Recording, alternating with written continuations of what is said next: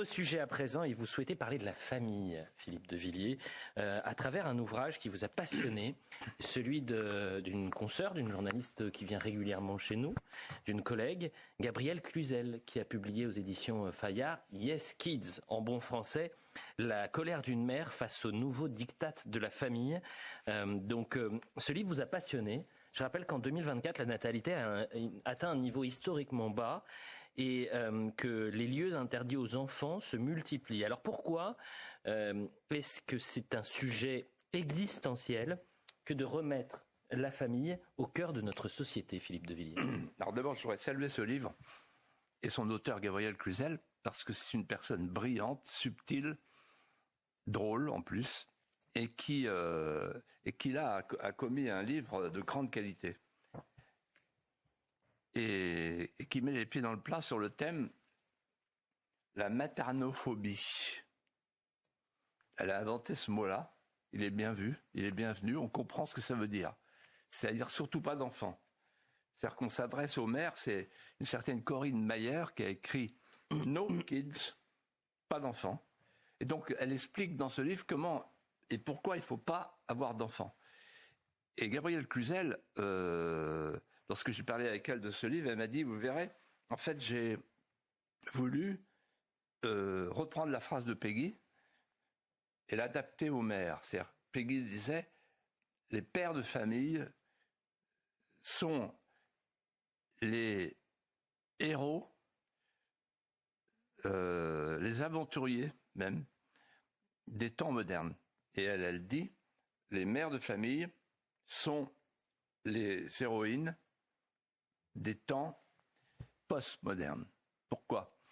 Parce que en face, il y a des gens comme Corinne Mayer avec son No Kid qui explique il ne faut pas que la mère fasse des enfants pour plusieurs raisons.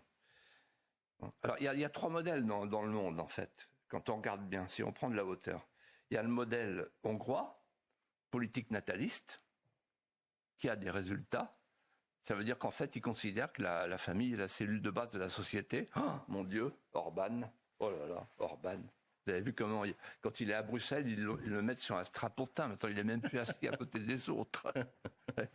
Ensuite, il y a le modèle allemand. Le modèle allemand, c'est simple. Wir schaffen das, vous vous souvenez, la phrase de Merkel. Nous pouvons le faire. Allez, venez les Syriens, venez les migrants. 1 million d'un coup, voilà. Et c'est-à-dire, en fait, on remplace les bras qui nous manquent par les immigrés. Donc, c'est une substitution de population. Et puis, troisièmement, alors, il y a un autre modèle dont on ne parle jamais, c'est le Japon, c'est la robotisation qui remplace les bras manquants. Donc, il n'y a pas de problème d'enfants. On a des robots dans les usines. La France, elle a choisi le modèle allemand. Et ce qu'explique très bien la dame de No Kid, c'est Corinne Mayer, elle dit il y a 3 risques. Premier risque, le risque économique. C'est repris par un journal inénarrable qui s'appelle Le Parisien, qui a fait un titre hier incroyable sur l'affaire Émile, que je retiens, on en reparlera.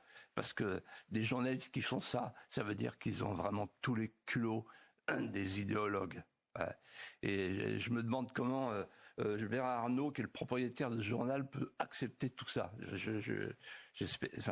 J'attire son attention parce que je sais qu'il nous regarde tous les vendredis.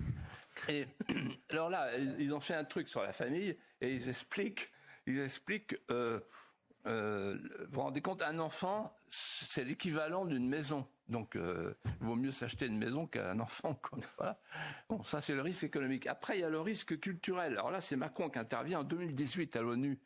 C'est pas moi qui ai trouvé ça, c'est elle, Gabrielle Cluzel, qui a retrouvé cette phrase extraordinaire où il dit « Présentez-moi une seule femme éduquée et qui a 7 enfants. » Ben, je peux lui en présenter une, c'est ma femme.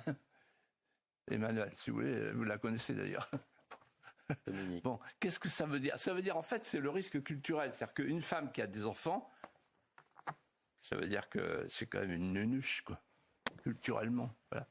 Et troisième risque, le risque écologique, parce qu'un enfant, c'est du CO2. Voilà. Donc, on est dans une situation qui est la suivante. C'est pire qu'un hiver démographique, c'est une ère glaciaire démographique. On est passé du baby-boom au baby-crash. Et on est, pour résumer, sans faire attention à l'avenir, sans prêter aucune attention au drame que nous vivons, nous sommes une société sans enfants, nous sommes une société sans enfants avec avortement constitutionnel, donc on évite d'en avoir, on prend tous les moyens pour ne pas en avoir. Ensuite, une société sans père, on voit ce que ça donne, les mineurs, les émeutes, etc. Une société sans père et sans mère, c'est parent 1, parent 2. Et bientôt une société suicidaire avec la loi sur l'euthanasie qui va arriver au mois de mai, qui est la gloire de François Bayrou.